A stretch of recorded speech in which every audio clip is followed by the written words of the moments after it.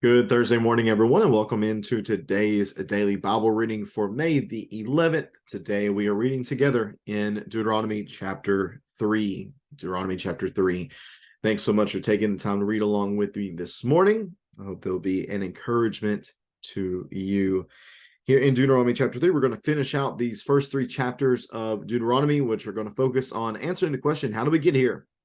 How did the children of Israel get to the point where they are now a second generation into the Exodus? Wanderings, really. Why has an entire generation died off? Why is this generation here? Another question, why is Moses not going to get to enter into the promised land even himself? Those questions are going to be addressed and answered here within this text of Deuteronomy chapter 3. Let me get it up on the screen for us so we can read along together. Deuteronomy chapter 3 in verse number 1.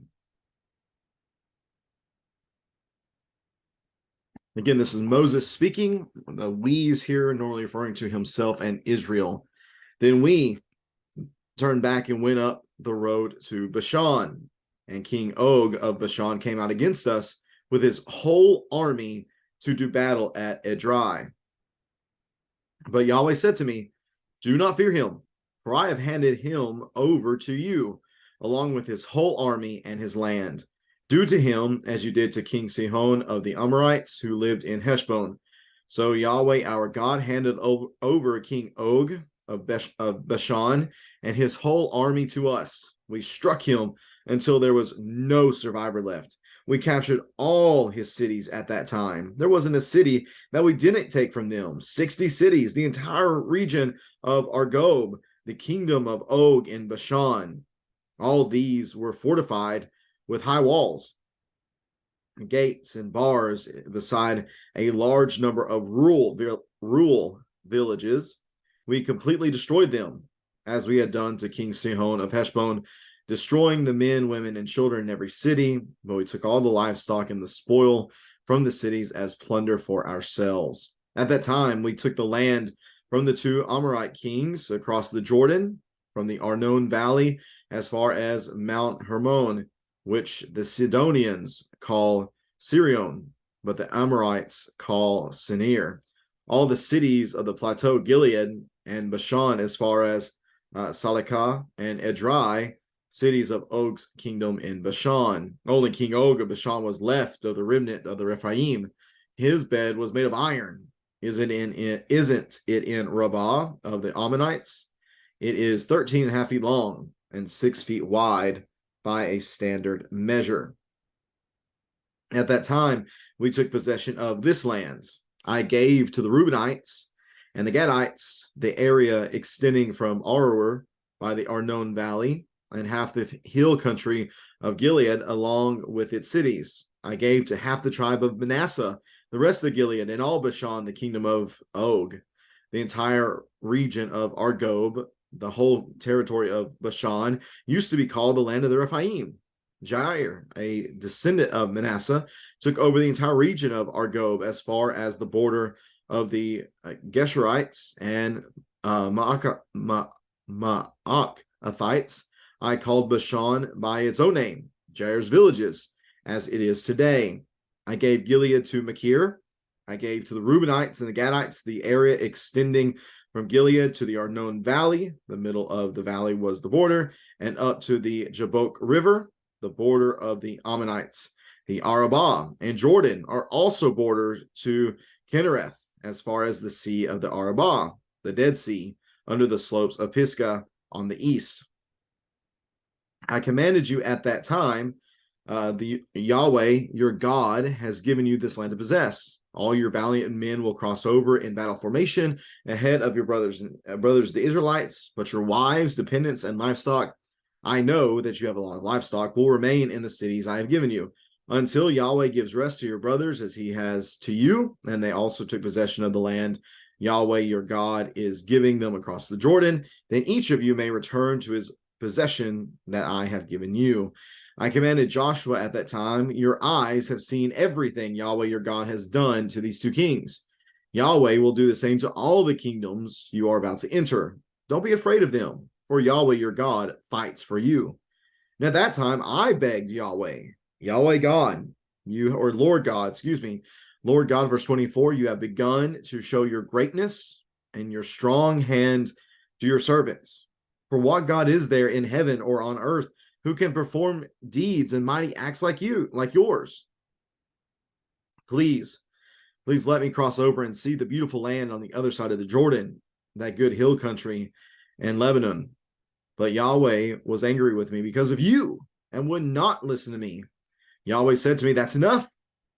Do not speak to me again about this matter. So to the top of Pisgah, or go to the top of Pisgah and look to the west, north, south, and east, and see it with your own eyes, for you will not cross the Jordan. But commission Joshua and encourage and strengthen him, for he will cross over ahead of the people and enable them to inherit this land that you will see. So he stayed in the valley facing Beth Peor. And that is Deuteronomy chapter 3.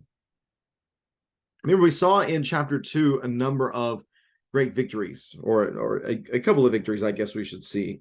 One notable victory, I guess, that's referenced here in chapter 3 as well. In chapter 2, the victory is over King Sihon of Heshbon, that they went up and took the territory from him.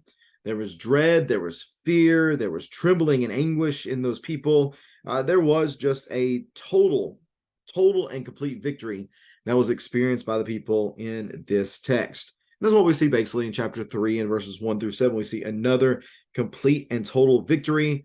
They completely destroyed them, just as they had done with King Sihon. Total victory.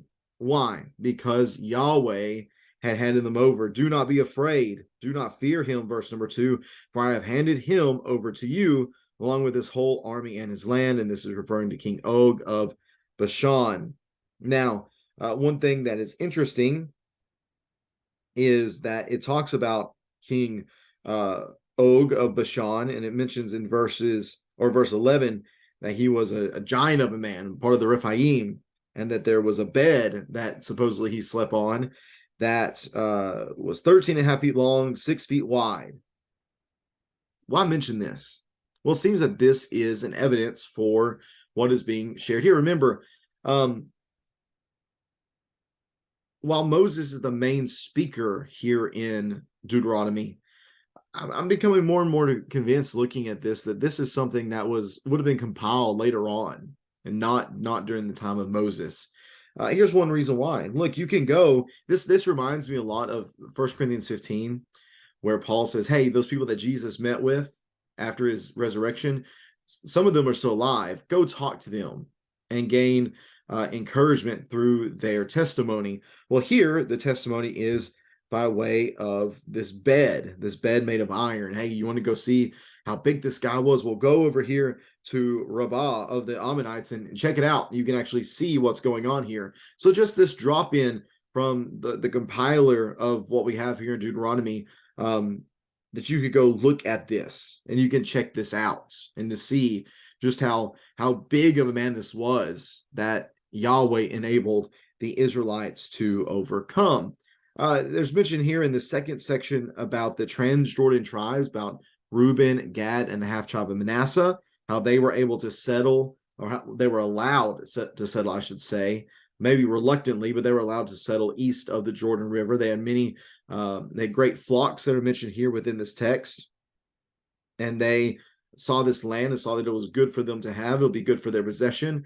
Remember, there was a big scuffle over this from Moses' point of view, saying, hey, you're rebelling just like the previous generation. But the Reubenites and the Gadites say, no, we're going to send our men, not just with you, but ahead of you in order to fight. And that's what's mentioned in verses 18 through 20, that the Reubenites and Gadites join the conquest. So there is true tribal unity that is being displayed in the fact that they are joining this, even though their land has already been given to them east of the Jordan. They're still going to go and help their brothers and sisters in conquering what is going to be their land. So we see again, good here between the tribes' tribal unity. There's mention here as well about Joshua being the new leader and how Moses seems to strives to encourage him in this, that, hey, everything that you've seen, everything that you just saw Yahweh do to these two kings, to Sihon and Og, And not only them, but also the Amorite kings that are on the other side that are mentioned. These two kings, let's see here in verse, so where do we go? Verse number 8. At that time we took the land from the two Amorite kings across the Jordan. You've seen everything that Yahweh has done against all these pagan kings. Do not fear, because he's going to do the same for you. Don't be afraid of them. Don't be afraid of the enemy. For just as God helped you to overcome giants and strong people that otherwise you'd be scared of, know that he'll continue to fight for you here too. What a strong statement it is. Verse 22. If I were you, I'd really just star this particular verse right here. And in fact, I'm going to do that right here, because I think this is really a foundational to what's taking place here in the first few chapters of Deuteronomy, is really the strong emphasis on don't be afraid of them, for Yahweh your God fights for you. And that's what matters, that Yahweh is fighting for you. Now, verses 20 through 29, or 23 through 29, get very interesting, because we revisit something that's mentioned back in Numbers chapter 20. Remember the incident concerning the rock that Moses was told to go speak to the rock, but Moses got a little wound up, started getting a little too big for his britches, struck the rock, told the people, hey, should I continue to give you water? And Yahweh was not very pleased with him. And just as that first generation that rebelled against God was forced to stay in the wilderness, now Moses is the same. Moses is not going to be able to enter into the promised land, even though he's brought it up on numerous occasions up to this point. He says here that he begged Yahweh, begged him to be able to enter the land. You have begun to show your greatness and your strong hand to your servants. There's no God, there's no spiritual being that can do what you can do. Please let me cross over to see the land. But Yahweh was angry with me. But notice what he throws in: because of you. Moses, again, thinking, we never would have been in this position if those 10 spies hadn't caused the people to rebel, caused them to think they couldn't take the land. It's because of you. The Lord's angry with me. He didn't listen to me. He basically told me to shut up.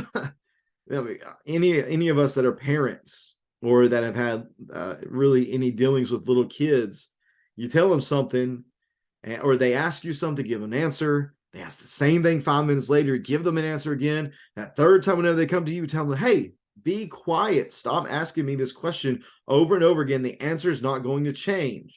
No, Moses, you're not entering into the promised land.